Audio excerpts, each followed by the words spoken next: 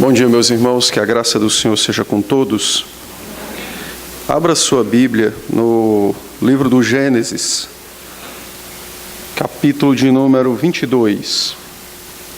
Gênesis 22.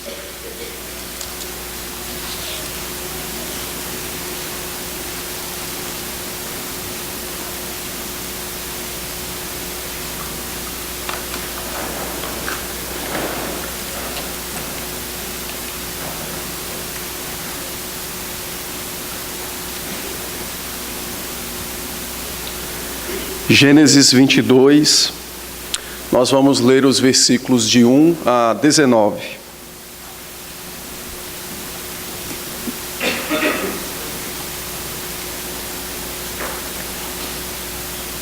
Gênesis 22, os versos de 1 a 19, eu farei a leitura e os irmãos acompanharão nas suas Bíblias. Diz assim a palavra do Senhor. Depois destas coisas, pôs Deus a Abraão à prova e lhe disse: Abraão, este lhe respondeu: Eis-me aqui. Acrescentou Deus: Toma teu filho, teu único filho, Isaque, a quem amas, e vai-te à terra de Moriá. Oferece-o ali em holocausto sobre um dos montes que eu te mostrarei. Levantou-se, pois, Abraão de madrugada, e tendo preparado o seu jumento, tomou consigo 2 dos seus servos e a Isaque seu filho, rachou lenha para o holocausto e foi para o lugar que Deus lhe havia indicado. Ao terceiro dia, erguendo Abraão os olhos, viu o lugar de longe. Então disse a seus servos: Esperai aqui com o jumento.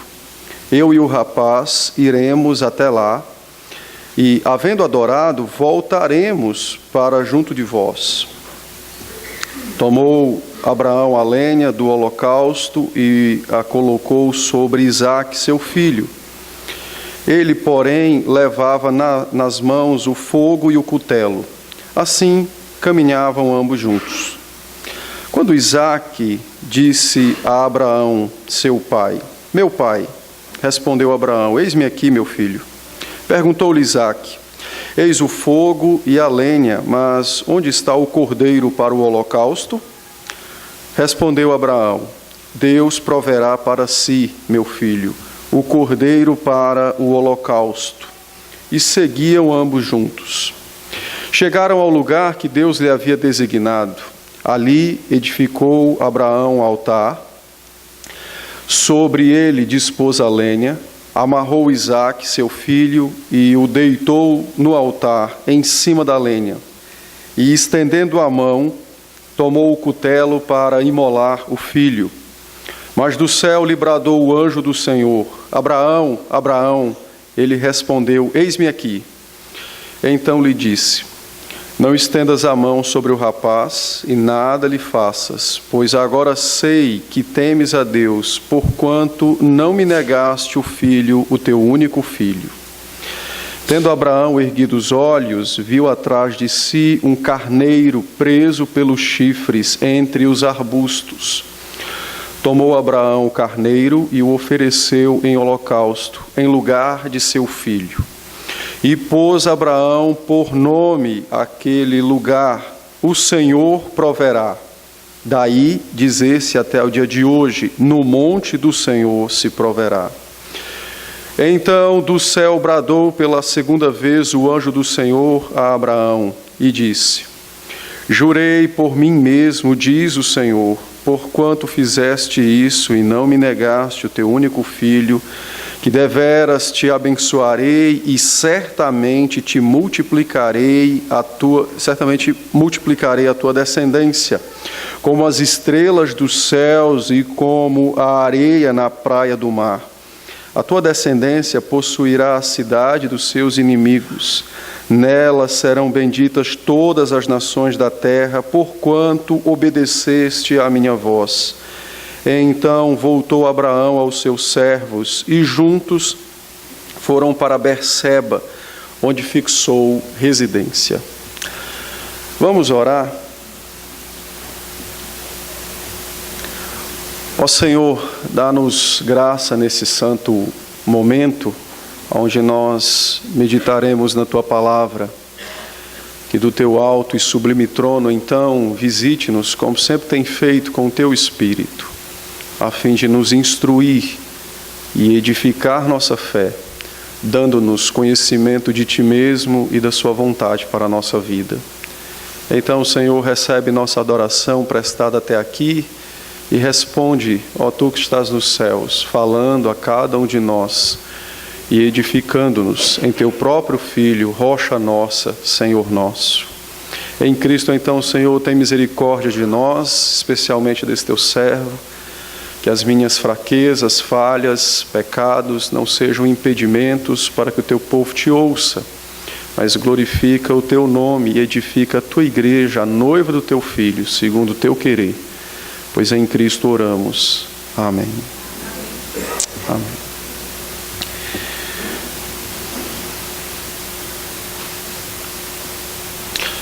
Esse texto ele é um texto extremamente dramático, né? E dramático no sentido de que ele expõe de fato um acontecimento inusitado em toda a história da igreja. De fato, é a primeira vez e a única vez que a palavra registra uma prova como essa, de Deus exigir o sacrifício de alguém. Então, ele é um texto muito emblemático, mas é um texto formidável. Na verdade, toda a palavra ela é formidável, né? Mas esse é um texto muito significativo que nós devemos abordá-lo, lê-lo e ter profundo temor e tremor para com o Senhor por conta da grandeza do relato e do seu propósito, que é um propósito muito sublime, que é exatamente revelar Cristo no Antigo Testamento e edificar a nossa vida, a nossa salvação. Eu vou explicar o texto e depois faremos algumas aplicações para a nossa vida. O texto nos diz que passou-se algumas coisas. No capítulo 21, Isaac nasce, cresce, tem o problema com Agar, quando por volta o menino tinha uns 3, 4 anos, e Ismael já era mais velho e perseguindo Isaac. Passou-se também alguns anos e Abraão teve que fazer uma aliança com outros povos. Então, chegamos no capítulo 22. Não temos como precisar que tempo foi esse, do nascimento até o dia dessa prova. Mas pelo que o texto nos diz, Isaac não era uma criança, quando a palavra atribui a ele os títulos de rapaz e de que ele era forte o suficiente para carregar a lenha do holocausto sobre seus próprios ombros.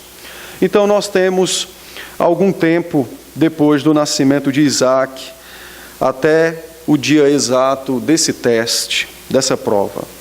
A Bíblia diz então que Deus faz um pedido inusitado a Abraão. E parece-nos ilógico a prova que Deus pediu a Abraão. Veja, Abraão é o pai da fé, o patriarca.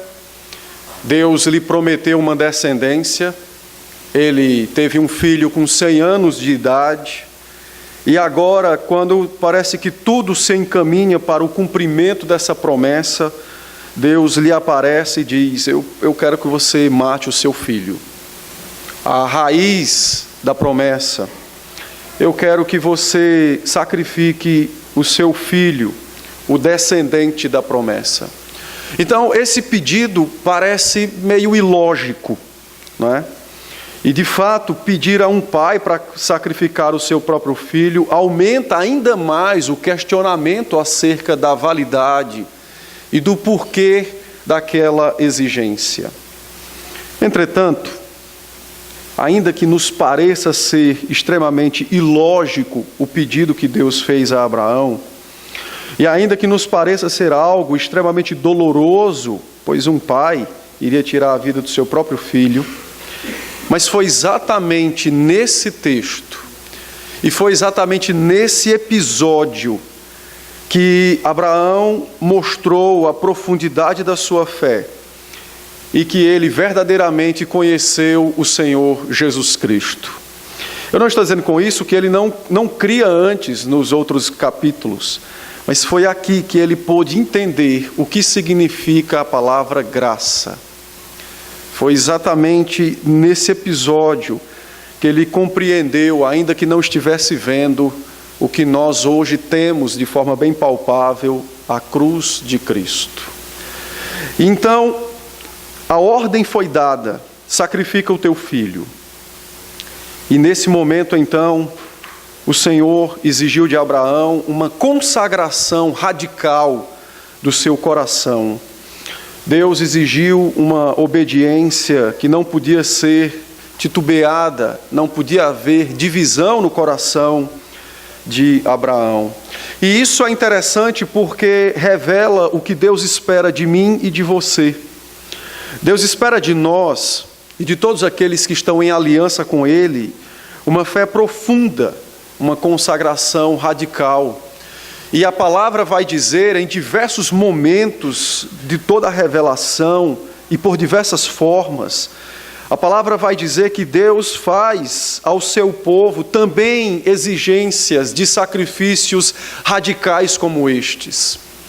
Não é à toa, por exemplo, que principalmente nas cartas paulinas, Paulo vai dizer que a carne foi crucificada, ela foi morta, porque agora o que está em nós é a pessoa de Cristo. E isso, de fato, exige de nós, então, uma profundidade de fé e uma consagração radical ao sacrificarmos coisas que antes nós não imaginaríamos, né? Não nos víamos vivendo sem elas. Deus, então, nessa exigência de fé de Abraão, ele testa o quanto Abraão o amava, o quanto Abraão cria nele, o quanto Abraão confiava nele, o quanto Abraão esperava por ele e o quanto Abraão se alegrava nele. E é interessante porque são exatamente esses quesitos que até hoje Deus continua testando o seu povo. E todos os testes da vida cristã giram em torno disso aqui. O quanto nós o amamos, o quanto nós cremos, o quanto confiamos, o quanto esperamos e o quanto nos alegramos no Senhor. E isso então foi exigido a Abraão, quando Deus disse: toma teu filho, teu único filho, o filho a quem amas, e sacrifica-o em holocausto a mim.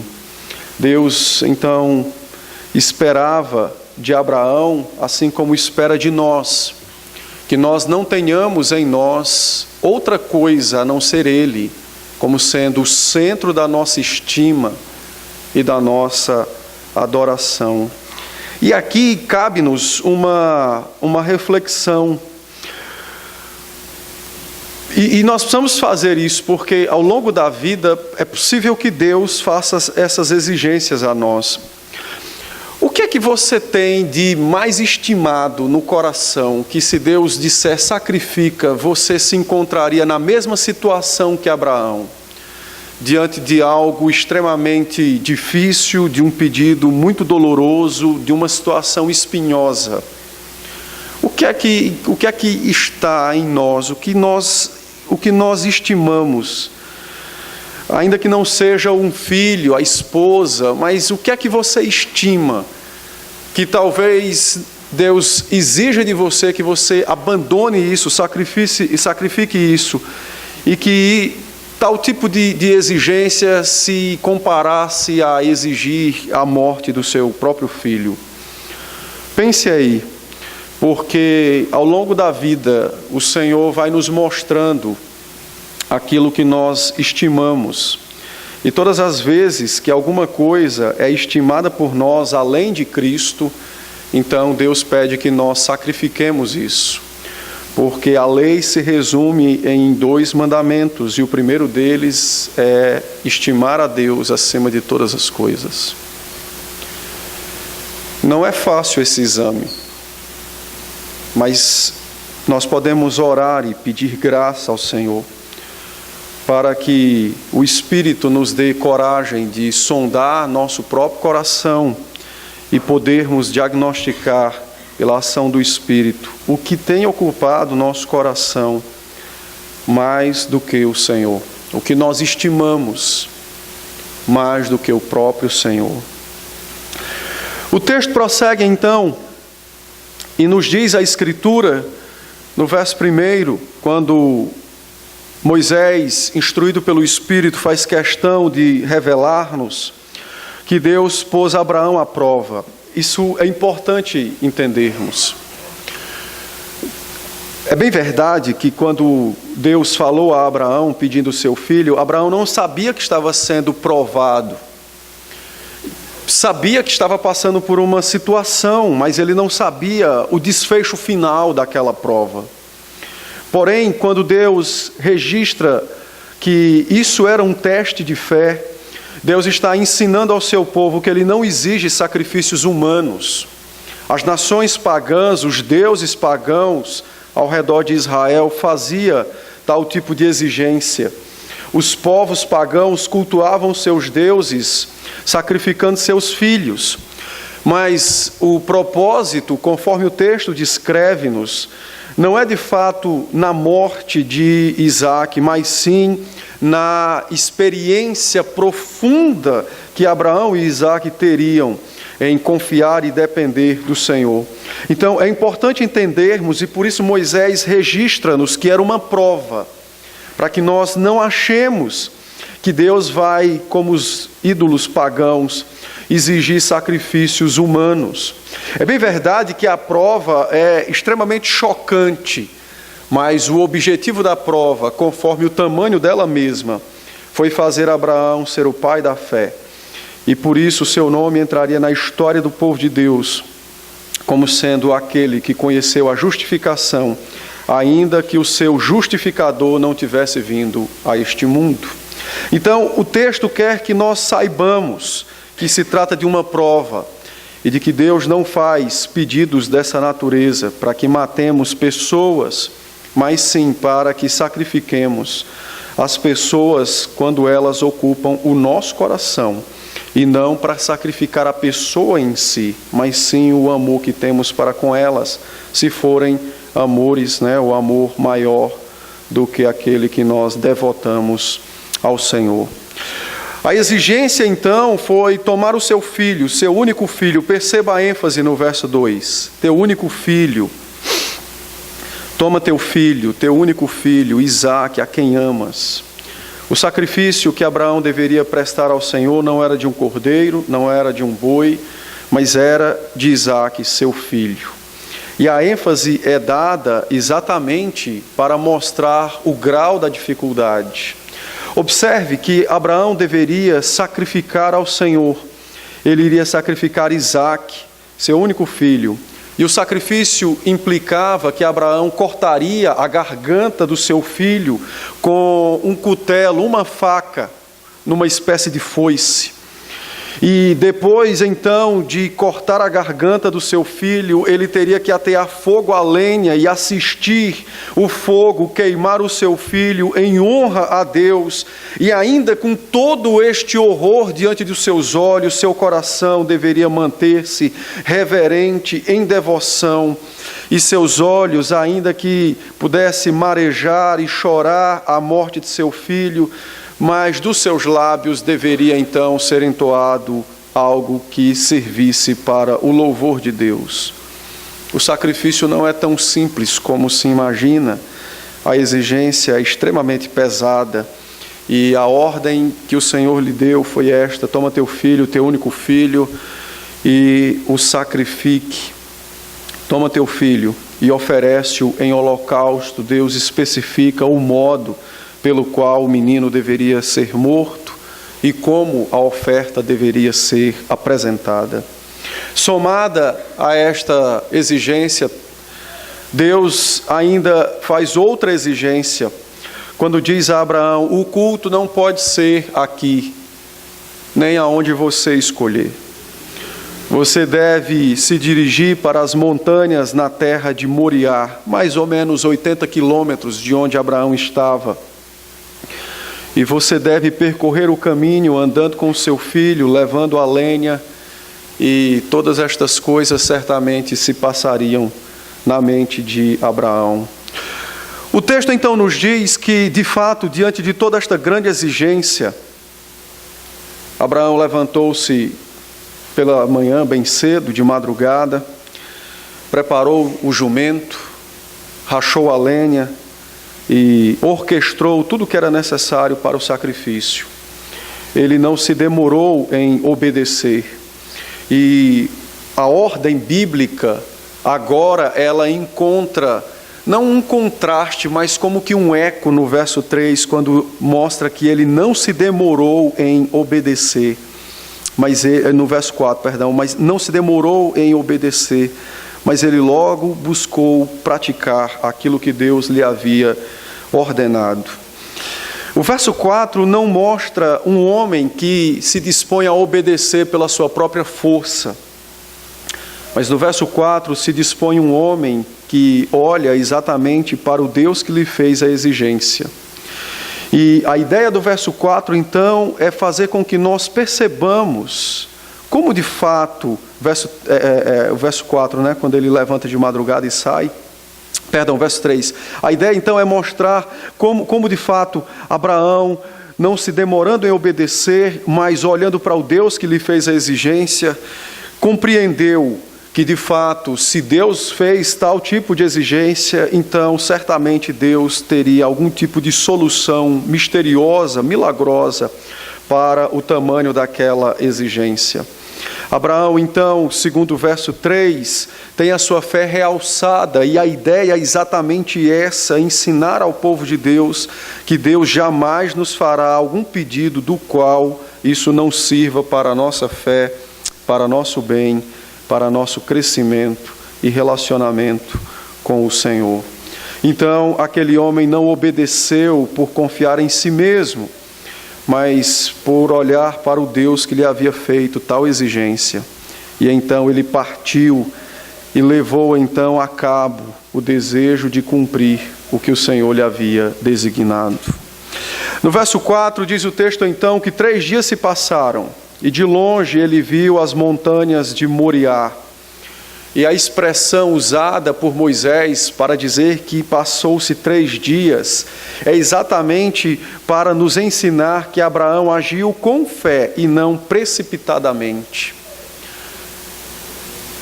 Muitas vezes Deus faz exigências a nós, testa-nos, e nós não agimos pela fé, mas agimos empolgados, precipitados. E o texto então nos registra um período de tempo razoável para se meditar, para se pensar e para se agir sobriamente. E então, 3 dias depois, caminhando e refletindo sobre o pedido, a decisão foi mantida de sacrificar o menino, e isso revelou sua fé, não uma decisão precipitada. Isso revelou sua confiança em Deus e não o desejo de impressionar Deus por tirar a vida de alguém que ele tanto amava. E isso vai ser extremamente importante, essa expressão dos 3 dias, desse tempo, não é? Porque o próprio Senhor Jesus Cristo, apesar de citar o texto de Jonatas, e eu já expliquei isso numa EBD, o Senhor Jesus Cristo ficou detido no antro da terra por 3 dias, não porque ele não pudesse vencer a morte, não porque ele precisasse estar ali 3 dias, porque não tivesse poderes, mas a ideia de ficar 3 dias no antro da terra, ou seja, no sepulcro, foi exatamente para revelar todo o seu poder e glória, e para subjugar, para dominar todos os poderes da morte e de Satanás. Na verdade, Cristo, ao ficar os 3 dias no antro da terra, ele santificou o sepulcro, a fim de que os crentes, quando lá se encontrassem, ali não fosse lugar de vergonha, mas fosse lugar de glória. Então, o mesmo acontece com o nosso irmão Abraão. O caminho dos 3 dias certamente foi um caminho angustiante para ele. Foi um momento difícil considerar em como ele sacrificaria Isaque em holocausto ao Senhor. Mas aquele momento se demorou não porque ele não tivesse fé, mas foi exatamente o oposto. Foi para mostrar a Isaque, aos seus servos, a Israel, a nós, a sobriedade de sua fé, a solidez da sua confiança no Senhor. Ele não passou 3 dias postergando o sacrifício do filho, mas ele passou 3 dias testemunhando sua confiança no Senhor, quando cada passo que dava com firmeza, sabendo que Deus haveria de sustentar, haveria então de prover aquilo que era necessário para a sua salvação e para a salvação do seu filho. O texto então prossegue e nós chegamos no momento decisivo. Então agora o texto nos mostra por que Abraão agiu dessa forma, desde quando se levantou pela manhã bem cedo, 3 dias atrás, quando rachou lenha, quando preparou o jumento.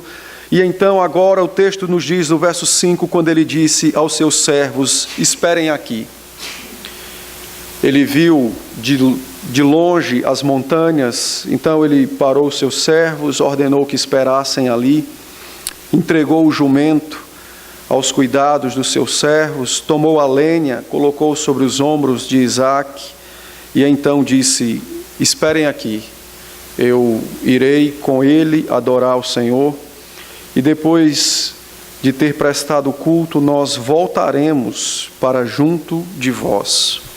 O verso 5, ele é um verso extremamente significativo no texto, porque Isaque não mentiu aos seus servos quando ele disse: nós voltaremos para junto de vós, referindo-se a ele e a Isaque.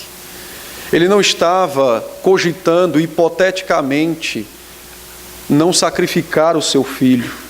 Ele não estava cogitando hipoteticamente alguma coisa. Pelo contrário, a palavra de Abraão mostra claramente o seu temor e a sua fé no Senhor.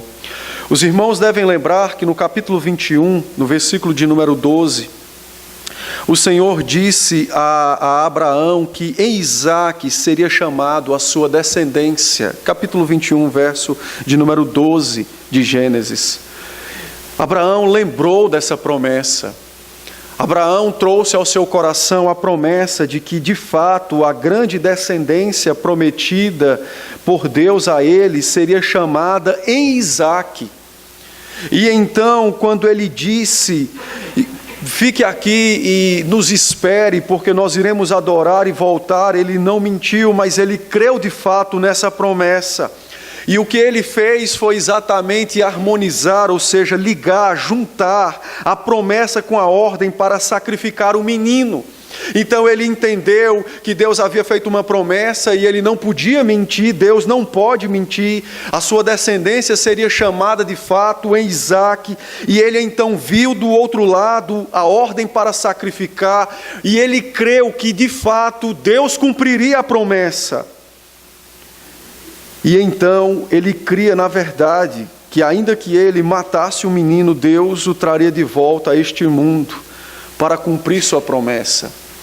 E por isso, por esta razão, o apóstolo Paulo, escrevendo na carta aos Hebreus, no capítulo 11, verso 19, o apóstolo Paulo disse que Abraão, quando foi posto à prova, referindo-se a esse teste, Abraão creu que de fato Deus ressuscitaria Isaque, e por esta razão houve tão resoluta disposição em seu coração para sacrificar o menino.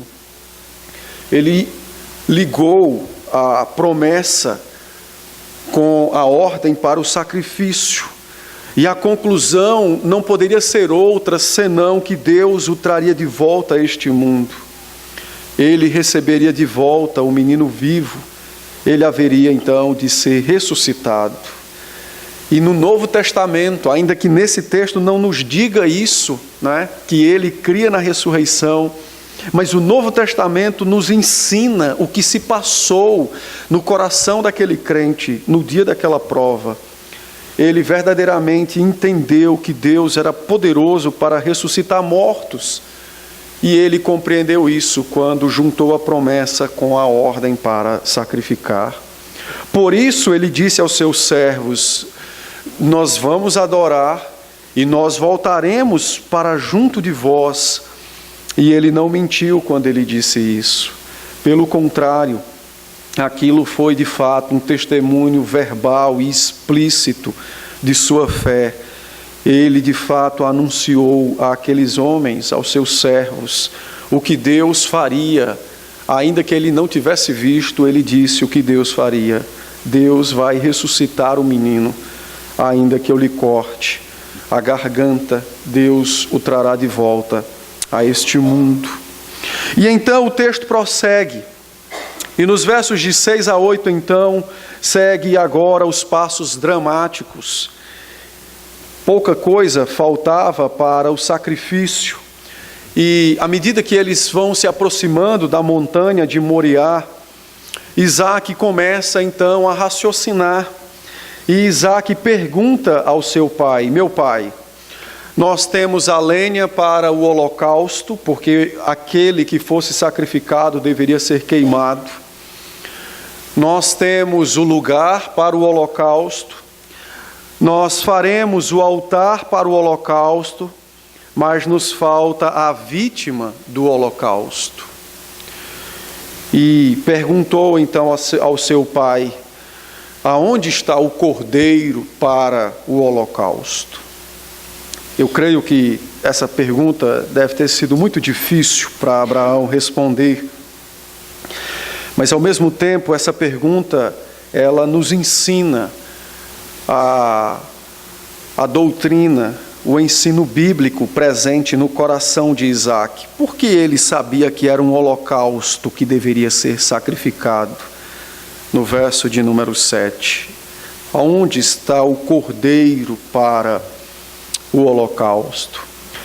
Desde o Éden, Deus tem ensinado que não pode haver culto sem derramamento de sangue, que não pode haver remissão de pecados sem um substituto, e que esse substituto, de fato, era um cordeiro, tipificando o próprio Senhor Jesus Cristo. E então Isaque observou todas estas coisas, e o ensino veio ao seu coração naquele momento. E ao perguntar ao seu pai aonde estava o cordeiro para o holocausto, Isaque demonstrou sua fé e o seu entendimento, a sua confiança exatamente naquele que haveria de ser morto, porque era assim o culto naqueles dias. Abraão então responde ao seu filho de uma forma extremamente gloriosa, quando ele disse que Deus haveria de prover para si um cordeiro.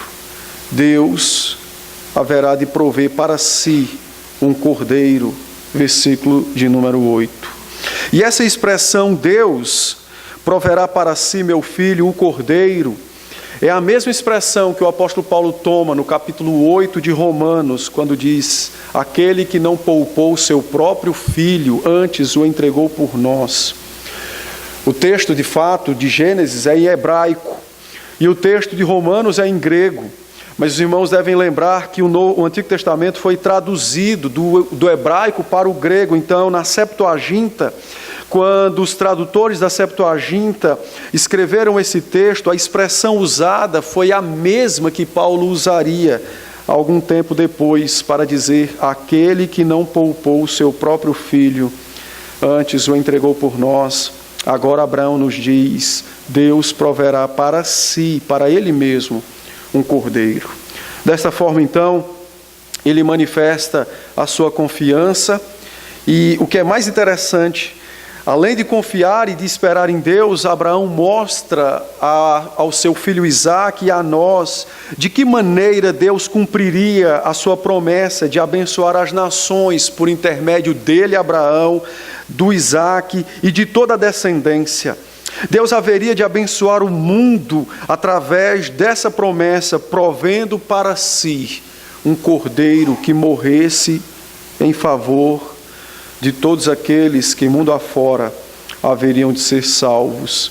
Então Abraão ensina-nos de que maneira Deus haveria de abençoar as nações por intermédio dele, seria exatamente repetindo o mesmo feito que fez aqui, agora, de uma forma completa e total, na pessoa de Jesus Cristo.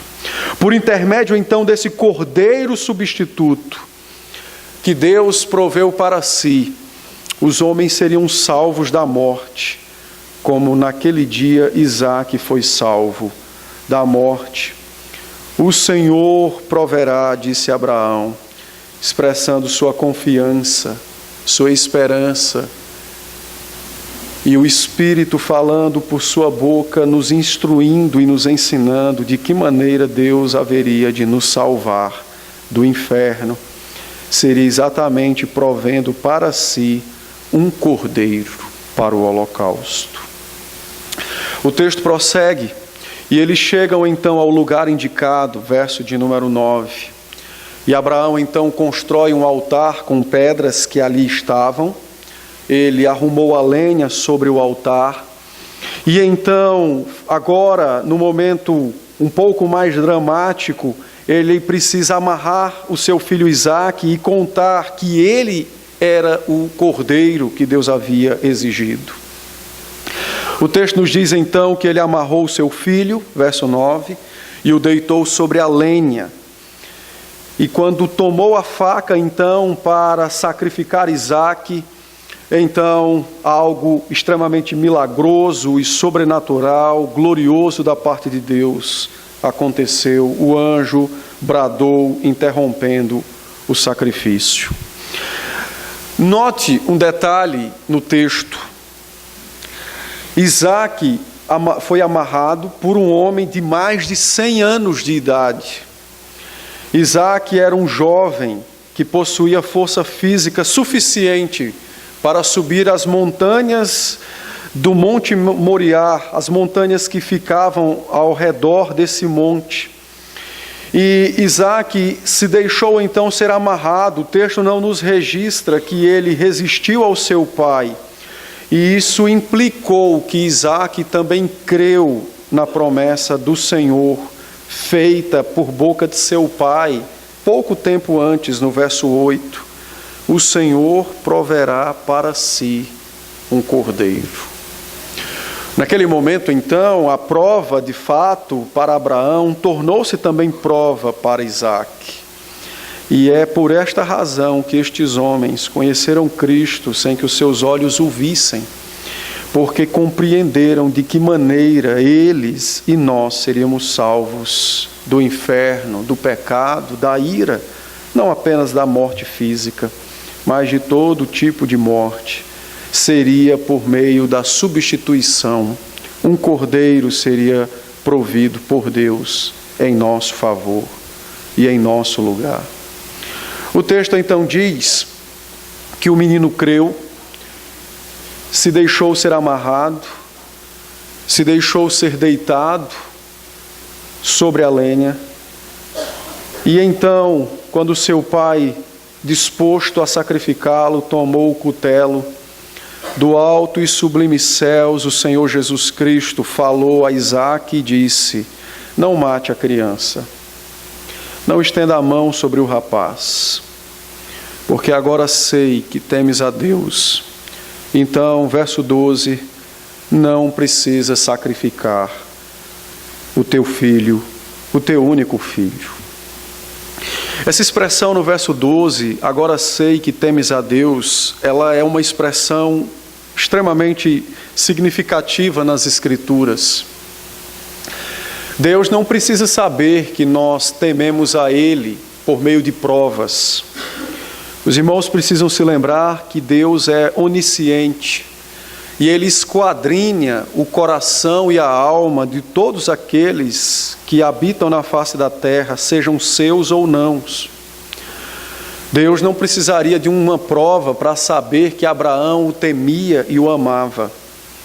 Entretanto, Abraão precisava da prova para ele mesmo saber o quanto ele amava e o quanto ele temia ao Senhor. Na verdade, a prova não é para que Deus tome conhecimento e ciência do quanto cremos nele.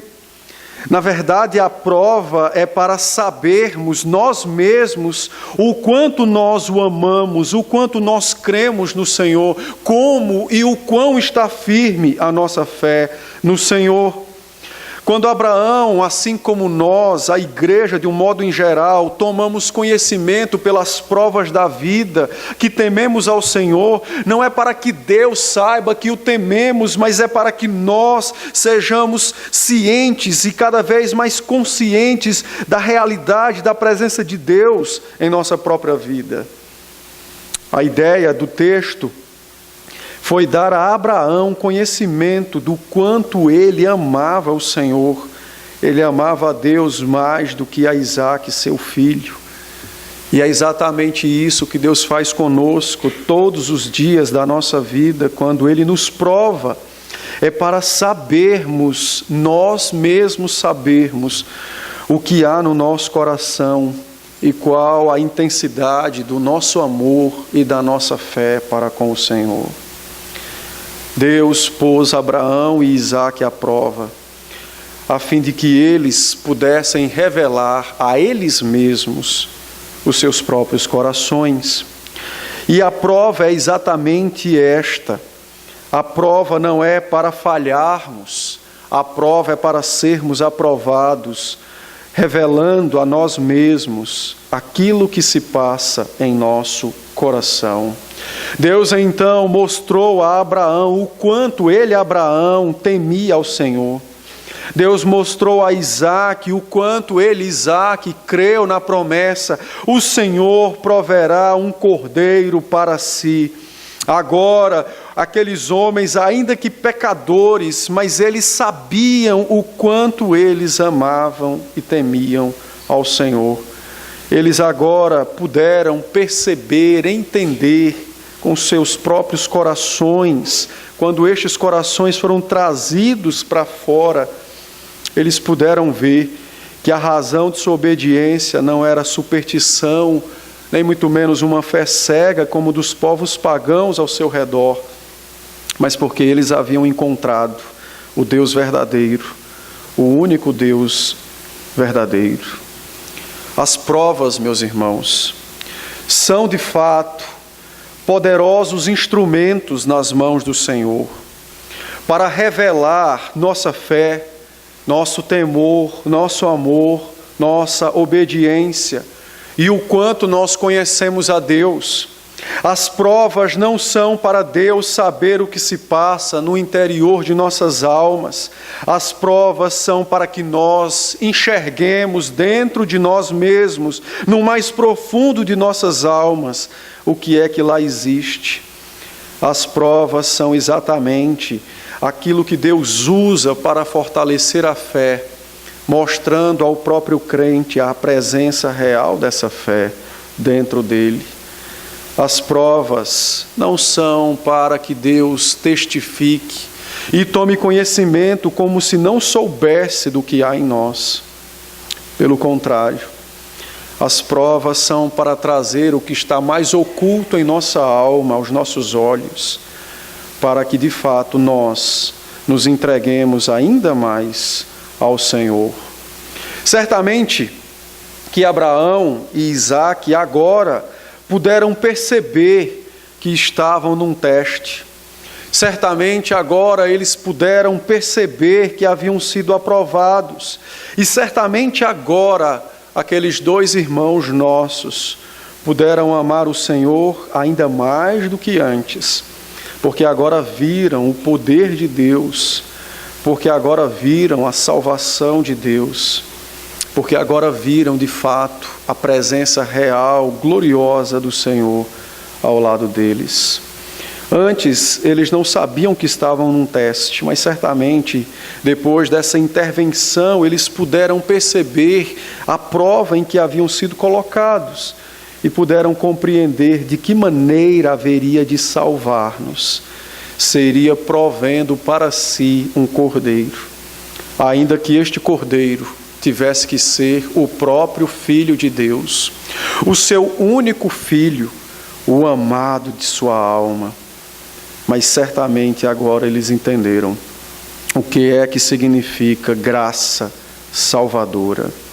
O texto então nos diz, no verso de número 13, que Abraão ergueu os olhos, porque os seus olhos estavam voltados para baixo, dado aquilo que ele haveria de fazer, tirar a vida de seu próprio filho. E então, quando ele olha ao redor de si, ele enxerga o substituto do seu filho. Ele vê o carneiro preso pelos chifres entre os arbustos, e a ordem foi dada a ele: toma o carneiro e oferece-o em lugar de seu filho Isaque. Agora ele aprendeu o que significa a graça divina. E é interessante essa expressão do Senhor, quando ele disse que Abraão viu um carneiro preso pelos chifres e Deus o ordenou que sacrificasse o carneiro em lugar de Isaque. Muitos pastores, quando pregam nesse texto, olham para Isaque como se fosse de fato um tipo de Cristo, não é? O filho que Deus exigiu para ser sacrificado. Mas na verdade, o tipo de Cristo é o carneiro. Isaque é um tipo de todo crente da igreja. O Senhor Jesus Cristo foi representado no texto pelo carneiro. O carneiro tornou-se agora o símbolo da graça salvadora manifestada na terra.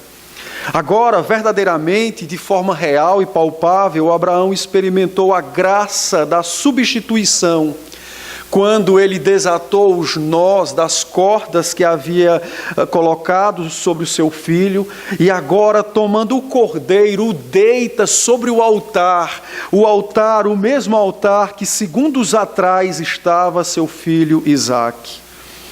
Ele agora percebeu então que o Filho de Deus haveria de ocupar aquele mesmo lugar para salvar-nos. Ele agora compreendeu verdadeiramente de que maneira, de que modo os crentes seriam poupados da morte eterna. Não era pela anulação de suas culpas, mas sim pela sua substituição. Deus proveria para si um cordeiro, e este o seu próprio filho. E é interessante estes olhos de Abraão sobre o cordeiro, quando ele o tomou e o colocou sobre o altar, porque o Espírito Santo vai instruir o apóstolo Pedro a escrever algo fantástico na sua primeira carta, retratando aquilo que Abraão viu e sentiu naquele momento, e ao mesmo tempo retratando o que cada um de nós vê e sente ao longo de toda a nossa história de vida cristã. 1 Pedro, capítulo 1, os versos 8 e 9, o apóstolo Pedro nos diz o seguinte, 1 Pedro 1, 8 e 9. Pedro então diz, falando dos crentes que são experimentados e que descobrem mais de Cristo em sua vida, Pedro diz: a quem, não havendo visto, amais, referindo-se a Jesus Cristo, no qual, não vendo agora, mas crendo, exultais com grande alegria, com alegria indizível e cheia de glória, obtendo o fim da vossa fé, a salvação de vossa alma. O Espírito Santo pôs nos lábios de Pedro aquilo que se passou com Abraão, com Isaque e com todos os crentes do Antigo Testamento. E aquilo que se passa conosco em toda a nossa história de vida. Nós nunca vimos Cristo fisicamente derramando o seu sangue em nosso favor, mas como Abraão nós o vimos pela fé. E diz o texto então que o que ocupou o nosso coração não foi, será que Ele é de fato o meu Salvador? Mas o que ocupou a minha alma foi uma alegria que não é mensurada, não pode ser descrita, é algo extraordinário a alegria, porque a alegria foi então vista exatamente por compreender quem Ele é e a sua obra na cruz. E o texto então diz, no verso 9 de 1 Pedro 1, os crentes se alegram, ainda que não vejam Cristo com os olhos físicos, mas o veem com os olhos da fé, e eles se alegram porque eles obtiveram a sua salvação. Os crentes verdadeiramente agem assim como Abraão agiu naquele dia, nós agimos e agiremos até o dia do nosso encontro real e físico com o Senhor Jesus Cristo. Dia após dia nós nos deparamos com o Senhor Jesus Cristo, com o nosso substituto, com o Cordeiro do Senhor. E dia após dia, ainda que os olhos físicos não o vejam, mas pelos olhos da fé, nós o contemplamos como o meu substituto, o meu Cordeiro, o que morreu por mim. E então, como disse Pedro, algo toma conta da nossa alma. Pela certeza da salvação, uma alegria que não pode ser descrita se apodera de nós. E então nós nos apaixonamos ainda mais, amamos ainda mais, nos entregamos completamente à pessoa de nosso Senhor e Salvador. Foi exatamente isso que se passou no coração de Abraão e de Isaque, quando eles viram o Cordeiro, quando eles desataram os nós das cordas, quando Abraão desceu do altar, quando o Cordeiro foi posto sobre o altar, quando o Cordeiro foi morto, quando o Cordeiro, o carneiro, foi queimado, e enquanto o fogo devorava a lenha e a carne daquele carneiro, o coração daqueles crentes estava em grande exultação, porque eles haviam visto seu Salvador pelos olhos da fé, e eles puderam testemunhar sua salvação na pessoa do Senhor Jesus Cristo. Isso é um negócio glorioso e que não pode jamais fugir dos nossos olhos. A certeza de nossa salvação não está diante do que vemos, mas sim está diante dos nossos olhos da fé, que veem pela Escritura Cristo morrendo singularmente por cada um de nós.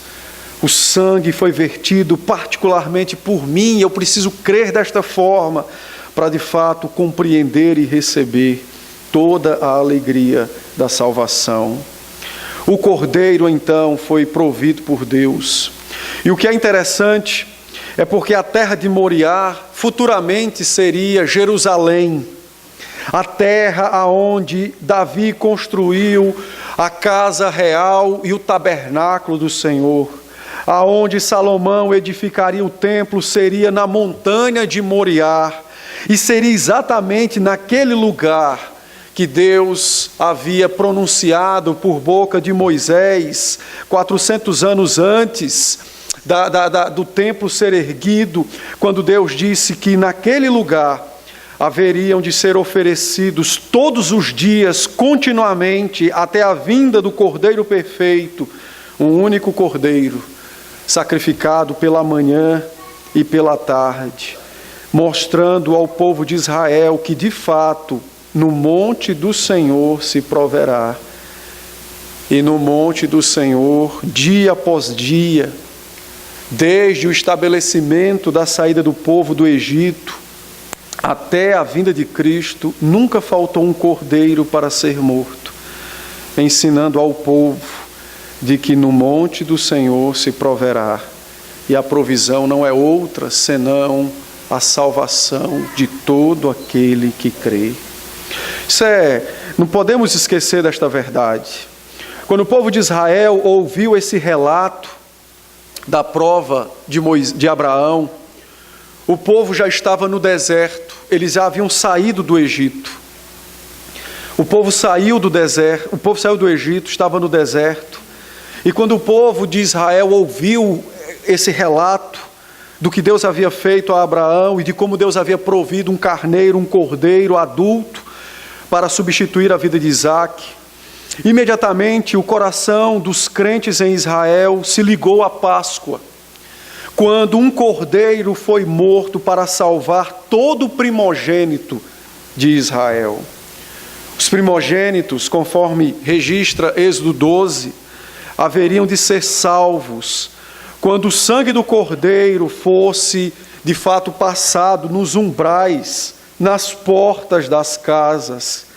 E então os crentes naquela noite olhariam para o sangue e como que se fosse um espelho, eles enxergariam os rostos dos seus filhos, que haviam sido salvos naquele momento, quando olhassem para as manchas do sangue passado nas portas, o sangue do Cordeiro.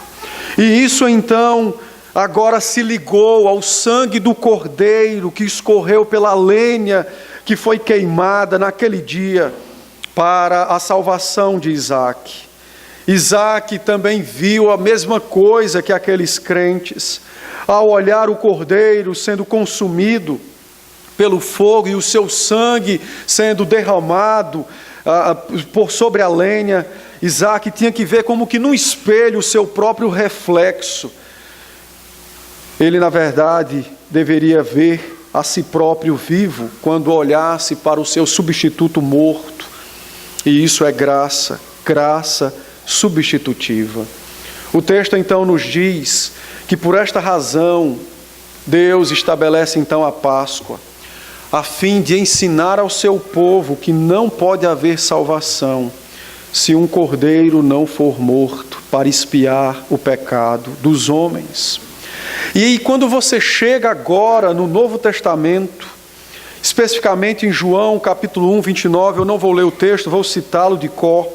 João Batista ensinando no deserto, e ele então avista o Senhor Jesus Cristo, ainda que de longe. Seus olhos não puderam ver outra coisa senão o seu Cordeiro. E então o Espírito Santo pôs nos lábios de João a seguinte frase: eis o Cordeiro de Deus, que tira o pecado do mundo.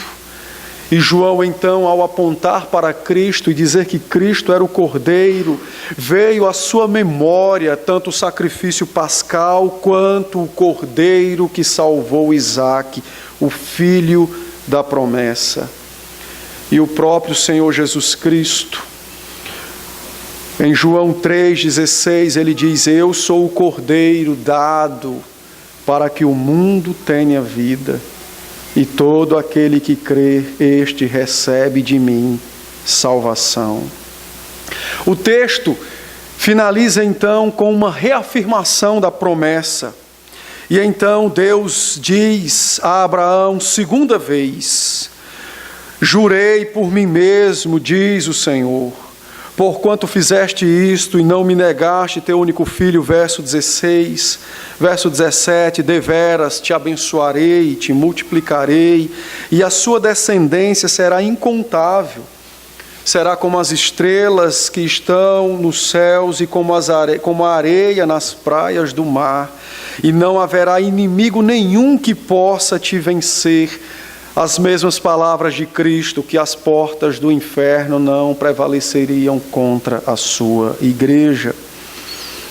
E diz o texto então, que as nações do mundo serão abençoadas em Isaque e em Abraão, porquanto obedecestes à voz do Senhor.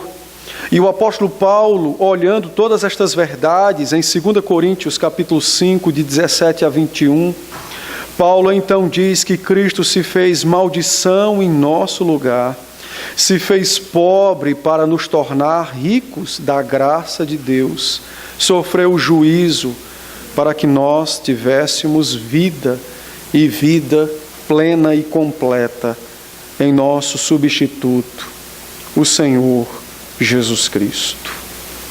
Meus irmãos, quando o povo de Israel ouviu este relato, eles precisavam entender que, assim como Isaque havia sido salvo pela morte de um cordeiro, todos haveriam de ser salvos pela morte de um cordeiro. Deus proveria salvação para o seu povo. E talvez você e eu diga assim: é verdade, eu já conheço essa verdade. A grande questão não é saber que ela existe, a grande questão é se você crê na provisão de Deus para a sua alma. Você crê verdadeiramente que Deus proveu para te salvar o Senhor Jesus Cristo? Ainda que a história nos registre que ele foi traído por um de seus discípulos, crucificado como se fosse um condenado, rejeitado pelo seu próprio povo. Todas estas coisas se constituem em grandes empecilhos para crermos nele. Então, a questão do texto é se nós cremos de fato que Deus proveu para a nossa salvação o seu Filho, nosso substituto e Cordeiro Pascal para a nossa salvação. Você crê nisso de fato e de verdade? Talvez você balance a cabeça e diga que sim, mas eu quero que você pense um pouquinho. E se Deus te exigir amanhã a morte do seu filho em demonstração de sua fé e amor por Cristo, o que você vai fazer? Você precisa compreender bem essa afirmação. Deus proveu para seu povo um Salvador, um substituto, um Cordeiro. Você crê de fato, pessoalmente, particularmente, que Deus proveu o Senhor Jesus Cristo para ser o seu Salvador? Se você morrer hoje, agora, nesse exato instante, para que lugar você vai? Para os céus ou para o inferno? E a sua resposta está baseada em quê? É porque você é uma pessoa moralmente correta? Ou é porque Cristo deu a sua vida por você e você crer absolutamente nisso? Veja, esta verdade precisa ficar clara em nossa mente. Foi exatamente por não crer nesta verdade que Israel fraquejou e ao longo dos séculos proveu para si um substituto, um salvador. Depositou sua confiança em reis, em sacerdotes, buscou outros deuses, buscou ídolos e abandonou o Senhor. É exatamente por crermos nessa verdade que nossa segurança no que diz respeito à salvação é avivada na nossa mente. Não somos salvos por nós mesmos, nem pelo que fazemos, nem muito menos pelo que deixamos de fazer. Mas somos salvos porque Deus proveu para si um Cordeiro que me substituiu no altar. Você crê nisso de verdade?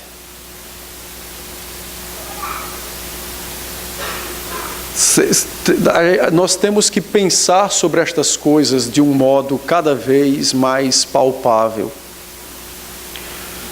Porque haverá um dia em que nós nos depararemos com aquele que será Salvador ou juiz. E nós revelaremos se de fato cremos ou negamos esta verdade. Quando isso vai acontecer? Eu não sei. Pode ser que se passem alguns dias, alguns anos, pode ser que não. Então, eu preciso tomar posse desta verdade, de tal maneira que ela se torne como que uma segunda pele em mim. Então, Israel precisava entender isso. Isaac não foi salvo porque era bom, mas porque Deus proveu para si um cordeiro. Israel não foi escolhido para ser o povo de Deus porque era bom, mas porque Deus escolheu e proveu para si um cordeiro. Você não foi escolhido para ser crente porque presta, porque é bom, mas porque Deus proveu para si um cordeiro, o seu substituto. Você precisa crer verdadeiramente nesta verdade. Uma outra coisa que você precisa aplicar ao seu coração é que a fé, ela sempre irá exigir de nós confiança e obediência radical em Deus. Veja, a fé é o contrário de tudo que se vê e se encontra no mundo. Perceba comigo. No budismo, o salvador é o próprio indivíduo, que copia Buda, e o próprio indivíduo se abstém do mal e pratica o que é bom. E então, em várias reencarnações, ele alcança o estado máximo e então entra lá no paraíso. Talvez você diga, pastor, isso é meio idiota. Não, isso faz a mais profunda razão. Logicamente, ninguém melhor para me salvar do que eu mesmo. Porque ninguém melhor do que eu sabe do que eu preciso me salvar. Não é não? E ninguém melhor do que eu mesmo sabe de que maneira eu posso me salvar. E o que é interessante, eu acordo e durmo com o meu próprio Salvador. Então é mais fácil eu crer nisso. Pois bem, existe, assim como esse, várias outras linhas, pensamentos, religiões acerca da salvação. Mas a fé cristã diz o contrário. Ela diz o seguinte, que se você crê em Deus, você precisa reconhecer que você é a pior criatura que pisou a face da terra. Talvez você diga, olha, eu nunca matei, nunca estuprei, nunca fiz nenhum tipo de coisa extremamente hedionda. Mas a Bíblia diz que pelo fato de você ter nascido, você já se tornou hediondo. Então, isso exige, de fato, uma confiança e uma obediência radical. Aceitar que você é o que há de pior da raça humana. Somado a isto, a Bíblia exige que para nossa salvação, eu preciso negar a mim mesmo todos os dias e mortificar os meus desejos carnais todos os dias. E somado a isto, ou eu só posso fazer isso, quando de fato eu me entrego por completo a um homem que no início da sua carreira como pregador não foi crido pela sua própria família. Então isso me exige fé e confiança radical. Este meu Salvador, a Bíblia diz que ele nasce milagrosamente. E ainda que possua carne e sangue humano, sua origem é dos céus, é o Filho eterno de Deus. E ainda que eu não consiga discernir isso logicamente e racionalmente, eu me entrego por completo a esse homem, que a Bíblia me descreve que morreu na cruz, e ao terceiro dia envergonhou Satanás e a própria morte, e ressuscitou dentre os mortos, e subiu aos céus, e assentou-se à destra de seu Pai, e que de lá julga vivos e mortos, dirige e governa todas as coisas, até o dia exato de seu retorno. Isso me exige fé e confiança radical. A Bíblia também me diz que, de fato, talvez o melhor momento da minha vida seja, aos olhos humanos, o pior momento da minha vida. Porque o melhor momento da minha vida, diz a Escritura, foi exatamente o momento em que eu descobri que eu estava morto nos meus delitos e pecados. E para mim foi o melhor porque descobri que em Cristo estou vivo, mas para o mundo foi o pior, porque descobri que não posso mais me alegrar nas coisas desta terra aonde vivo. E isso me exige fé e confiança radical em Deus.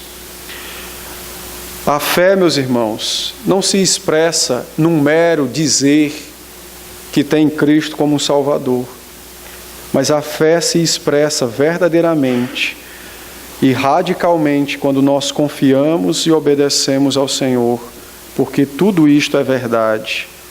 E ainda que eu não saiba explicar logicamente aos homens, isso é a mais pura realidade nesta terra. Observe comigo que no próprio texto em si, Deus descreve o padrão de salvação. Você tem 3 ordens e você tem uma promessa.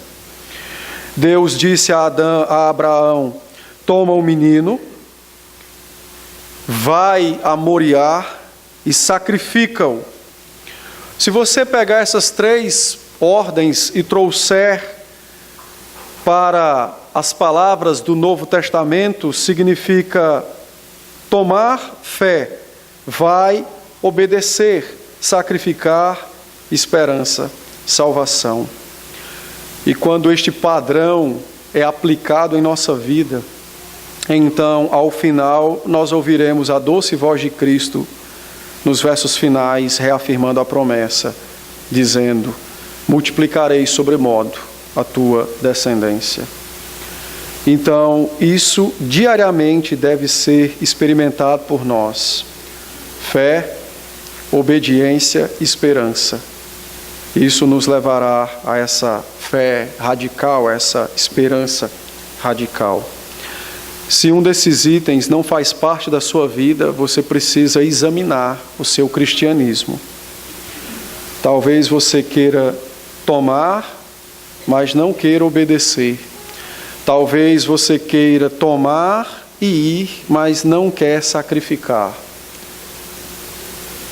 Se faltar um desses itens, você precisa examinar como anda a sua fé. E por fim, o texto nos diz, por meio dessa prova, que ao longo da história Deus tem provado os seus santos. E como nós já vimos, a provação não é para que Deus constate Ele mesmo se cremos nele ou não, mas é para que nós mesmos enxerguemos o que há em nosso coração. Por isso, Deus não nos tenta, porque a tentação se utiliza da cobiça para nos fazer cair.